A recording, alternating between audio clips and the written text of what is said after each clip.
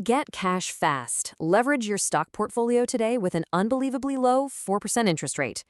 Yeah, okay, let's just hit pause on that broadcast right there. We've all heard those exact pitches, right? Well, today, we're cutting straight through all that marketing shine. Welcome to this explainer on securities-based lending rates. We're going to peel back the curtain, look at what's actually going on behind the scenes, and break down the true cost of a securities-based term loan. So picture this. You're sitting at your desk, you've got term sheets from a bunch of different lenders spread out in front of you, and your instinct?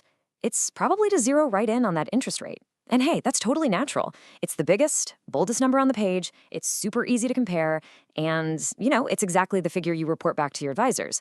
Obviously, you want the lowest rate possible, right?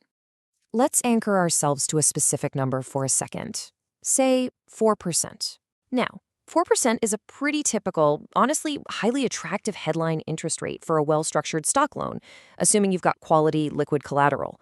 When that number pops up on a term sheet, it looks fantastic. It's competitive. It's a win. Well, let's dive into this a bit deeper. Here's the catch. That headline rate? It's a totally incomplete picture of the actual capital that's going to be leaving your pocket. To properly evaluate a transaction, you've got to realize that this 4% is just one single tiny piece of a much larger, much more complex cost structure. Honestly, if you're only looking at that headline rate, you're pretty much setting yourself up for a massive shock on closing day. Section 1. The anatomy of closing costs. I want you to think of your brand new loan like a leaky bucket. Literally, before you even get to hold it, water is already draining right out of the bottom. We're talking about the arranger fee, your very first quarterly interest payment, internal lender fees, and custodian costs just for holding the collateral. And I really want to emphasize this point. These are absolutely not just ongoing costs that you pay somewhere down the road. No, these are immediate day one capital reductions. They get deducted straight out of your loan the second you close. That arranger fee? That's a major one. It's a one-time charge, and it usually sits right between 3 and 5% of your total principal amount. Now, it exists for a reason, right? Structuring a term stock loan actually requires a lot of heavy lifting, assessing the collateral, prepping all the legal documentation, and coordinating the closing. But make no mistake here, this fee alone is a massive sum. It significantly impacts your effective cost of capital, and it constantly catches unprepared borrowers completely off guard. Section 2. The $10 million case study. To really see how this impacts your bottom line, let's just do some quick napkin math together. Imagine you're a borrower, and you've just successfully agreed to a cool $10 million gross loan. You're pledging a single listed equity position as your collateral. You've signed the term sheet, and you are sitting there waiting for $10 million to hit your bank account. Well, let's watch how fast that principal shrinks. Out of that $10 million, an average arranger fee, let's say 4%, immediately carves out $400,000. Poof, gone. Then your first quarterly interest payment gets deducted in advance, so that's another $100,000 out the door. Throw in a modest, say $5,000 for lender expenses, and suddenly we've just carved over $500,000 straight out of your principal on literally day one.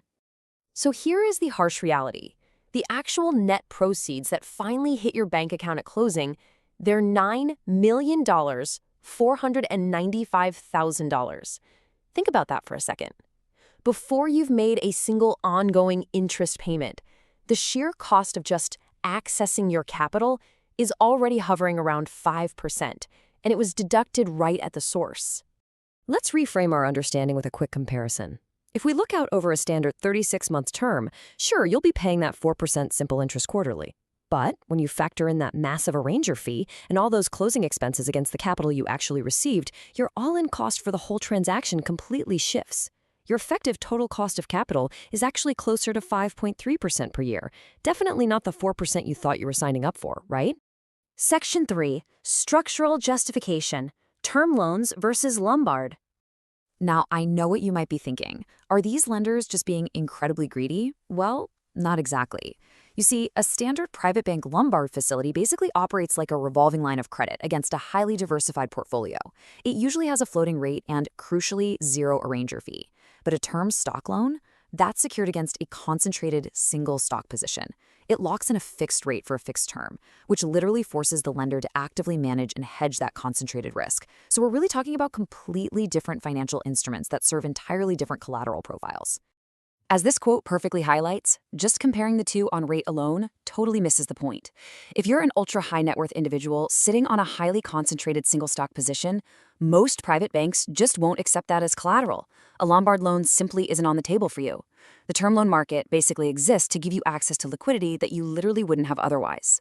So that hefty fee structure, it's just the necessary reality of managing that very specific concentrated risk. Section 4, the hidden trap, early exit. All right, so we've covered the closing costs, but we absolutely need to talk about the single most frequently underestimated cost of a securities-based loan. The actual mechanics here are critical to understand. Because you pledged just one single stock, the lender immediately establishes a hedging position against your collateral at execution. It's how they protect themselves.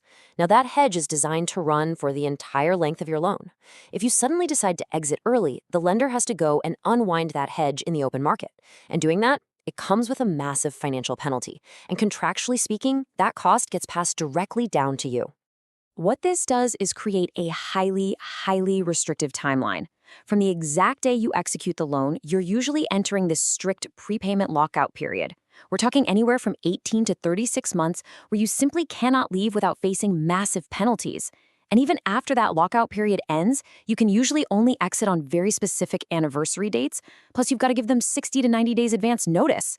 So while a non-recourse loan might do a great job protecting your personal assets, it absolutely does not grant you the optionality to just pack up and walk away whenever you feel like it.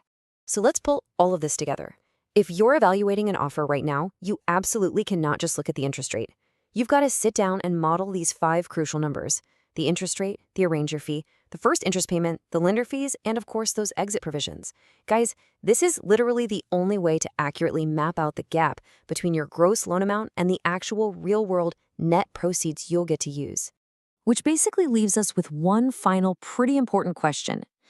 Do you know your true total cost of capital?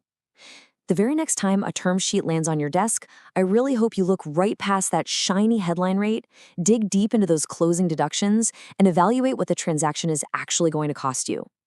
Thanks so much for joining me for this explainer today, and hey, happy analyzing!